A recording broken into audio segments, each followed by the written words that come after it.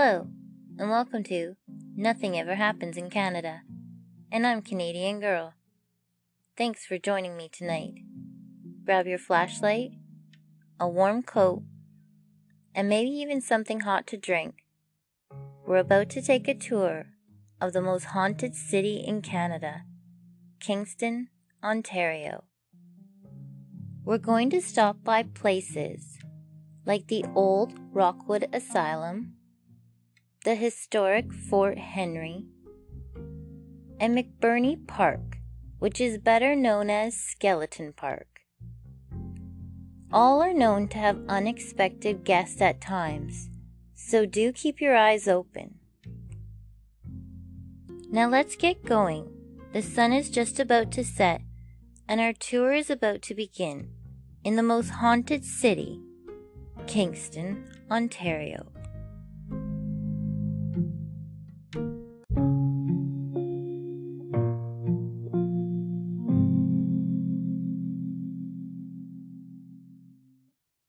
Kingston, Ontario was established in 1673, a Canadian city located between Toronto and Montreal, known as the Limestone City for its historical 19th century buildings.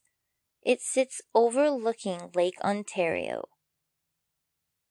Many believe the presence of limestone and water brings about paranormal activity. Just remember this as we continue on with our tour. First, we stop at the Prince George Hotel, built in 1809 and made of limestone. Sitting downtown next to City Hall at 200 Ontario Street in the historic Market Square, it is also recognized by the Ontario Heritage Foundation. And her most famous feature? A guest that's never left. Originally, the hotel was a house. In the early 1800s, the Herkimer family lived there with their daughter Lily. Lily fell in love with a sailor, which her parents did not approve of. And so the story goes, she lit a lantern in her window on nights when it was okay for them to meet, disobeying her parents' orders. One night, the lantern blew over in a gust of wind that came through an open window. Lily was asleep at the time, and the upper floors and Lily were lost in the disaster. In 1846, the house was converted into shops, a warehouse, and some business places. Then in January 1848, there was another fire that destroyed part of the building. It wasn't until mid-19th century, after many renovations, she became the Prince George Hotel. To this day, it is said Lily still haunts the upper floors.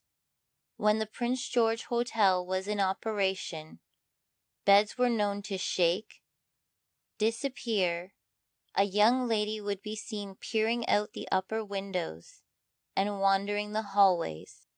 Second window from the right, third floor, is where Lily can often be seen, watching ships in the harbor. Oh, that's right, this limestone building has a view of the water. Remember that. Lily has also been known to turn radios on and off, slam doors on cleaning staff, and light candles. She is said to be the original house owner's daughter, but mysteriously, all records of her have disappeared.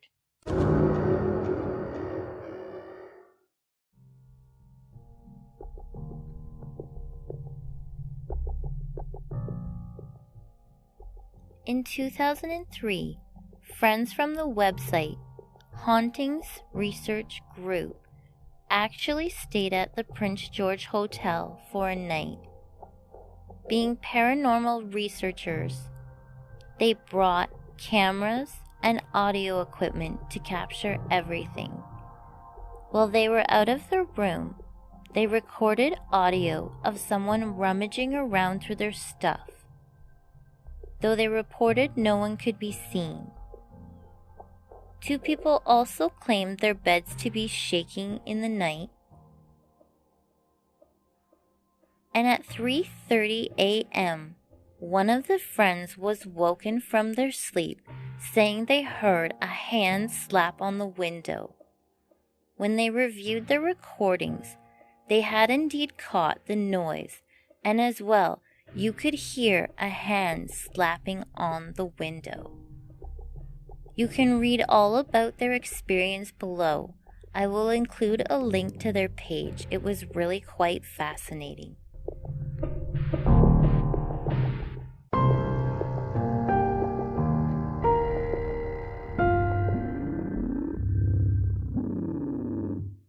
There was yet another fire in the hotel in 2004, and prior to its starting, staff claimed that candles kept lighting themselves all over the hotel's upper floors.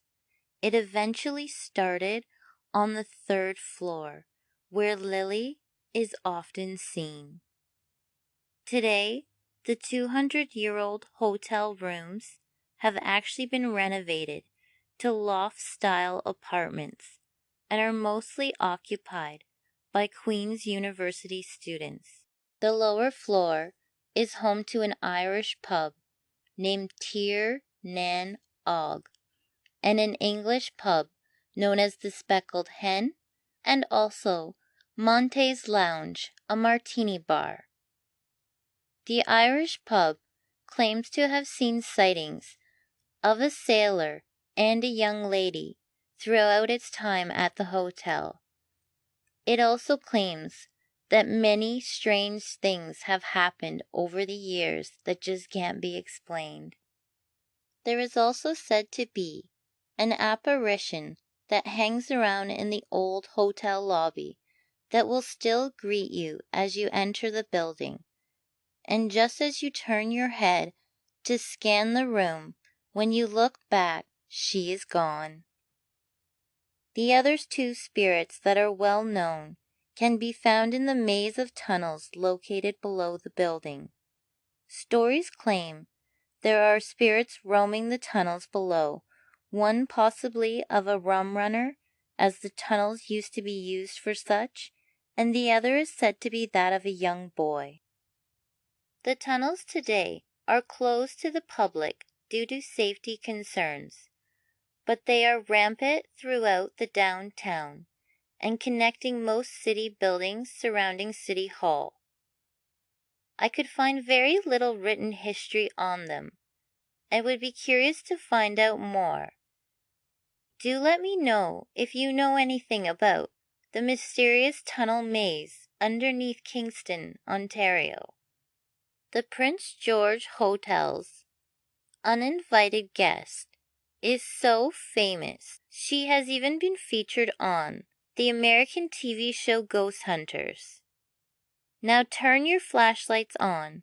It's starting to get dark, and we're off to Fort Henry, Kingston's most famous National Historic Site that is said to be haunted.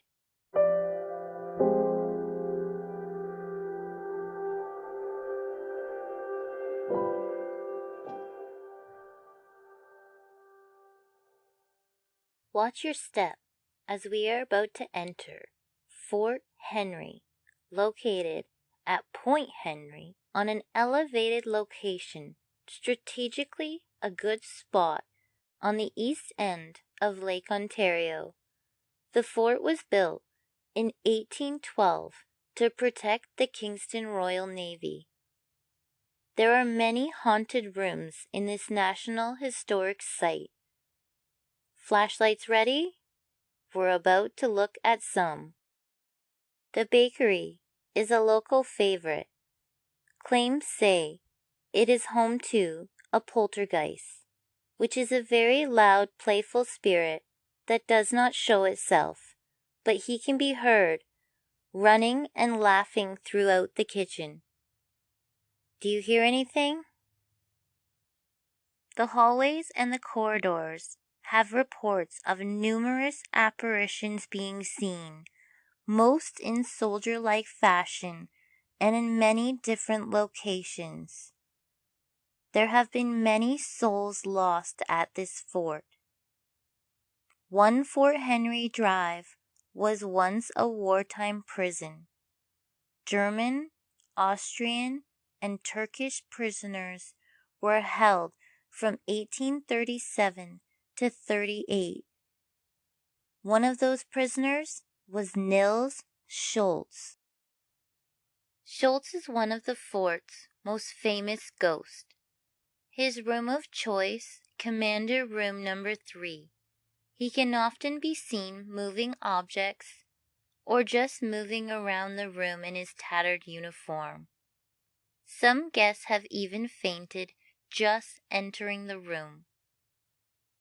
In 1838, Schultz was hung for treason. He tried to attack the British with 200 other men, but was cornered in a cabin close to Niagara Falls. Once he ran out of ammunition, he continued to shoot bolts, hinges, and nails before finally surrendering. Schultz to this day refuses to surrender as he seems trapped, wandering Fort Henry for eternity. John Gunner Smith is our next most known ghost. He was a rifleman who worked at the fort. One day, a rifle malfunctioned on Gunner. He is often seen today at the main gate at the front, clutching his wounds and asking for help. Deep underneath this limestone fort are what are known as the underground chambers. Nils Schultz was tried and pled guilty in the underground and was sentenced to be hanged. Some believe he can still be seen wandering the tunnels along with many other spirits. That's right, more underground tunnels, just like the Prince George Hotel. And it's made out of limestone. Interesting. A fun fact, every Halloween, Fort Henry is transformed into Fort Fright. Actors, lighting effects, and animatronics are used to scare all. It is known as the most haunted attraction in Kingston. It is also recognized as one of the most haunted houses in North America. If you're in the area, check it out. It sounds quite frightening. For this next stop, you might want to turn your flashlights off, as you may see things you don't want to. We're off to McBurney Park, better known as Skeleton Park.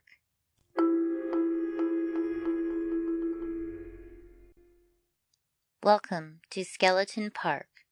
Now let's go back to 1813 and learn its history. This is Kingston's earliest and largest cemetery, also known as the Upper Cemetery. It's estimated that roughly 10,000 bodies were buried.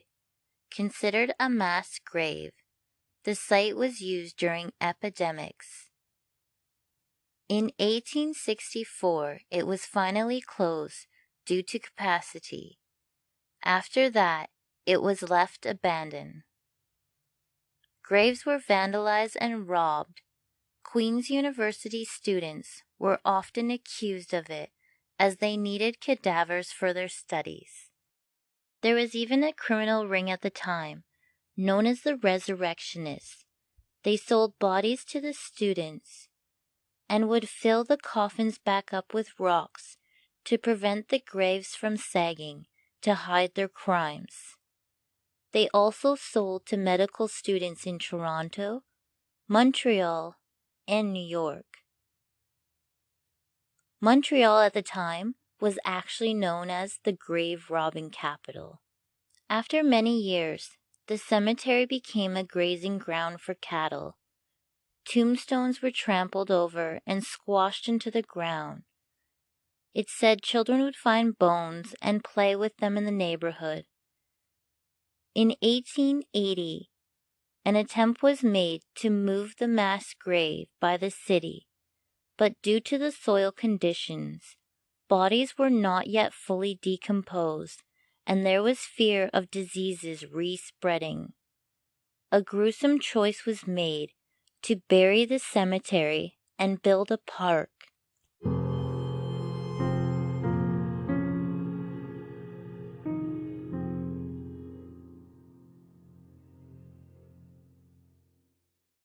Today, the 4-acre park northeast of downtown Kingston has many stories. In 1992, a femur bone was found off of Alma Street. In 2004, a landscape renewal project done in the Alma Street area discovered some unknown burial plots.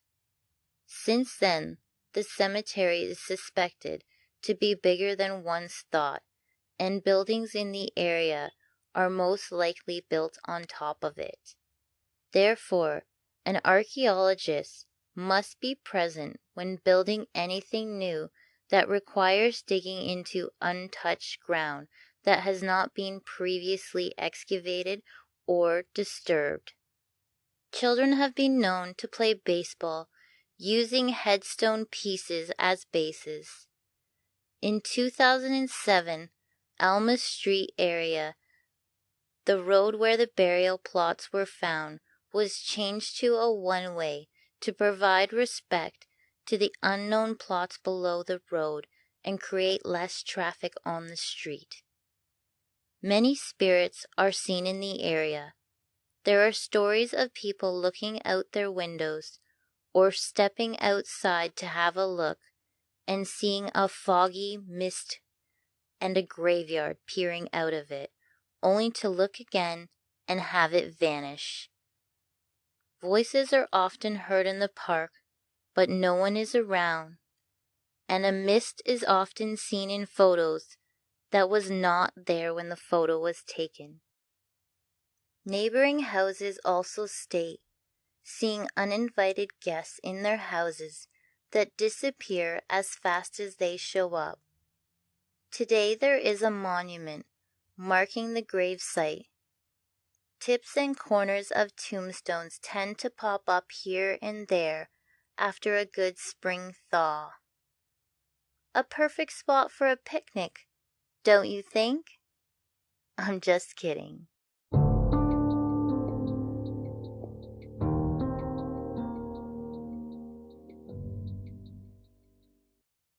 All right, we're out of the mist and back on the main streets and on our way to Lower Rideau Street. Here we find an old stone apartment building said to be haunted by school children.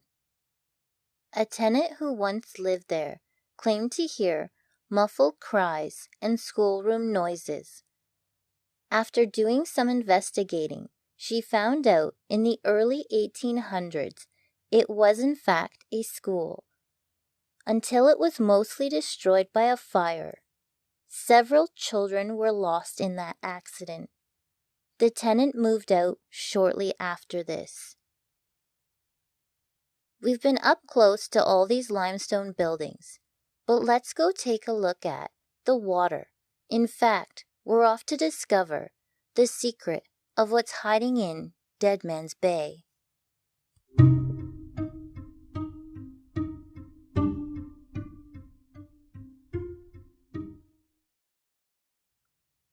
Zip your coat up tight. The breeze off the bay is a bit chilly tonight. We're at 9 Morton Street, a National Historic Site, and we're standing on the edge of Dead Man's Bay. It's 1847, and Robert James is building the Martello Tower on Cedar Island with a crew of men. They saw a storm come in and tried to make it back across the bay before it rolled in. Unfortunately, the boat capsized and of the 23 men on board, only 4 survived. One of those men would 26 years later be the second Prime Minister of Canada, Alexander Mackenzie. Unfortunately, Robert James did not. His fiancée Elizabeth James is said to have died of a broken heart. The new crew that was hired to finish building the Martello Tower on Cedar Island reported seeing a woman wandering around who would just vanish. There are many reports of a woman wandering the shores looking for something. Some have even claimed to see a man and a woman walking together. So why is Dead Man's Bay a National Historic Site, you ask? And what's her big secret? Shipwrecks. That's right, it's Shipwreck City, and we talked about it in my last podcast. If you went on that scuba dive with me, you'll remember we saw the HMS St. Lawrence, a 112-gun, first-rate wooden warship from 1812. She served the Royal Navy on Lake Ontario. Then there is the Princess Charlotte, a Royal Navy 42-gun, fifth-rate ship from 1814, and the Prince Regent, a British warship from 1814 with 56 guns. Parts of these ships are so close to the water's surface they can be touched with one's oar.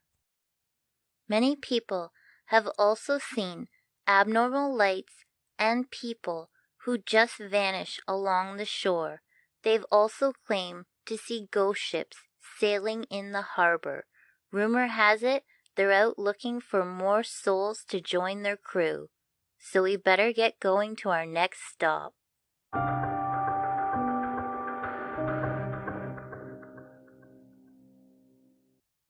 Welcome to the Frontenac Courthouse, a limestone building with a view of Lake Ontario and a National Historic Site famous for its hangings.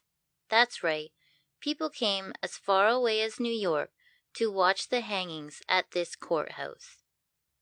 It was highly publicized in the papers at the time and became almost like an attraction. Local hotels were packed days before a hanging was scheduled. It brought in great revenue for local businesses. After the hangings, the bodies were buried nearby, and to this day it is not known where all the bodies are located now. A parking lot was built next to the courthouse some many years later, which allowed for some of the bodies to be recovered and reburied. Voices are often heard, but no one is seen in the parking lot. The most common apparition was of a well-dressed man seen leaning against the wall surrounding the parking lot. When it was eventually torn down, a coffin was found inside, and its remains contained a well-dressed man. It was removed and reburied properly, and the man's apparition was never seen again. There is also a rumor of a silhouette of a hanging that can be seen on the courthouse wall during a full moon. Thankfully, we just missed the full moon the other night, so I won't be checking this one out for you.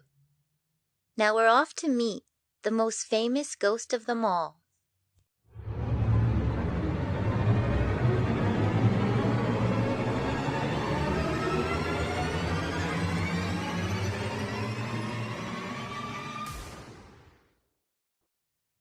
Right near Rochelot Court is a maze of alleys and pathways known as the Secret Alley.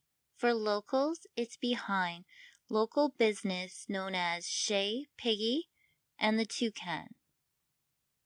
The maze of pathways, of course, is made of limestone, and Kingston's most famous ghost, Teresa Ignace, is known to be wandering about asking anyone who will listen to help find her bones.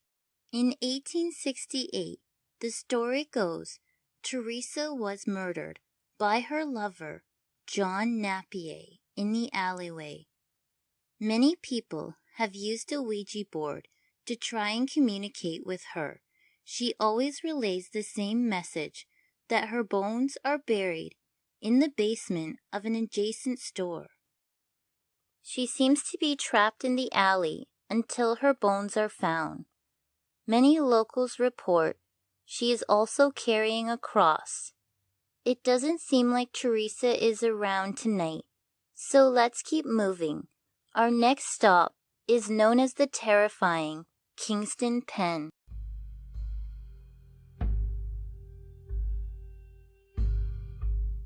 The Kingston Penitentiary was built in 1883, also known as Canada's Alcatraz or the Pen. It has housed some of Canada's most dangerous offenders. The first maximum security prison at its time in the area. Today, there are 10.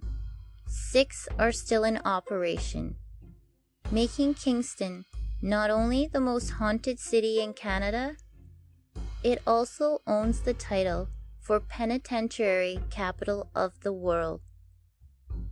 Some of the prisoners to note that were kept on the famous E Block that is said to be still haunted today: Paul Bernardo, Wayne Bowden, Clifford Olson, Mohammed Shafia, and wrongfully convicted Stephen Truscott and Guy Paul Moran. Men, women, and children as young as 8 years old have been prisoners here. The prison was famous for riots. 3 major ones occurred in 1931, 1954, and 1971. Many guards and inmates were killed during these. In 2013, the prison was closed and later on became a tourist destination. 180 years later, guards are often still seen doing their rounds.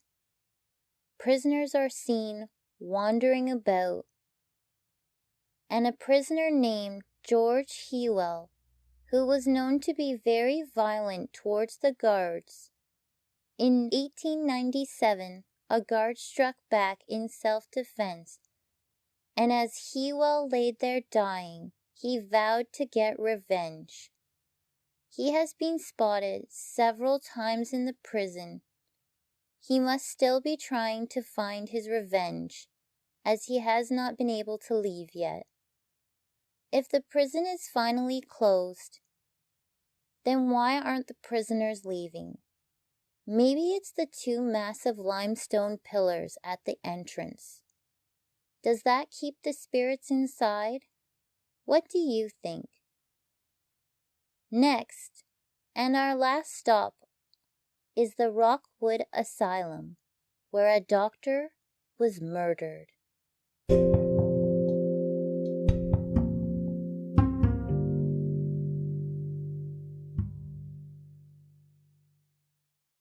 We're going to need our flashlights, for sure. The Rockwood Asylum has been closed since 1995. It was built in 1859 by the Kingston inmates. The asylum opened in 1862 to house the criminally insane from the Kingston Pen. It is made of limestone and overlooks Lake Ontario.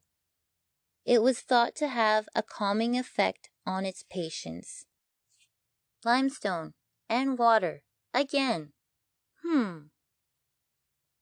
Dr. William Metcalf was given the task of converting the asylum for the criminally insane to a hospital for those that were mentally ill.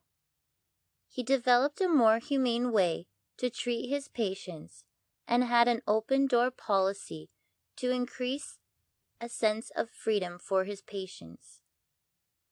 While doing rounds with Dr. C.K. Clark on August 13, 1885, Dr. Metcalf was stabbed in the abdomen by Patrick Maloney, a patient suffering from paranoia. The patient was charged with murder when Dr. Metcalf passed away 3 days later due to his injuries. The most commonly reported apparition, a stately-looking man on the upper floors in 19th century doctor's attire, seen patrolling the hallways and going in and out of patient rooms, making his rounds.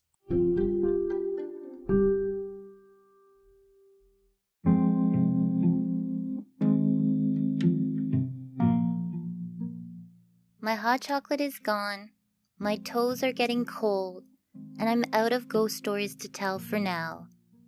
It's almost midnight, and I don't know about you, but being out after midnight in the most haunted city in Canada is not something I want to do. So I hope you enjoyed our haunted tour, and you can get some sleep tonight. If you have any ghost stories you want to share with me, I'd love to hear them. You can find me on most social media at Nothing Canada. Happy Halloween, everybody. I'm Canadian Girl. Until next time.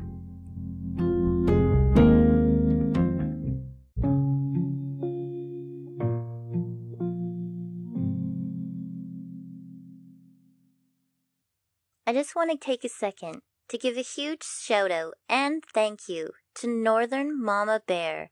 She gave us our first comment and 5-star rating on iTunes, and I couldn't appreciate it more. So thanks again, Northern Mama Bear.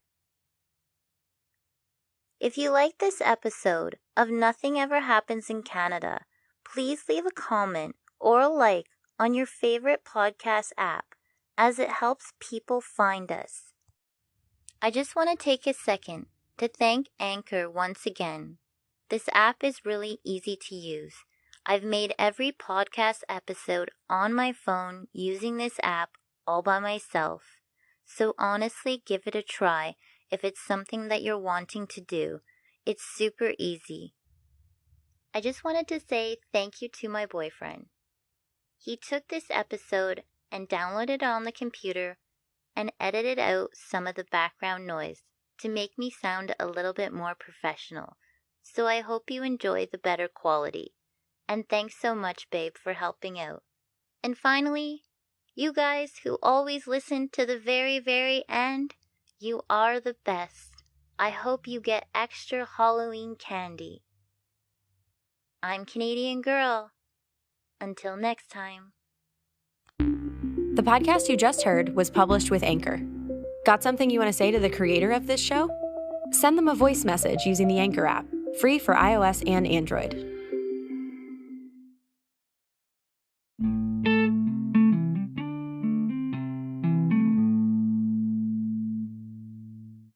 We have a support button now. If you want to help this podcast out because you think it's rad, follow the first link in the show notes below. The rest is up to you.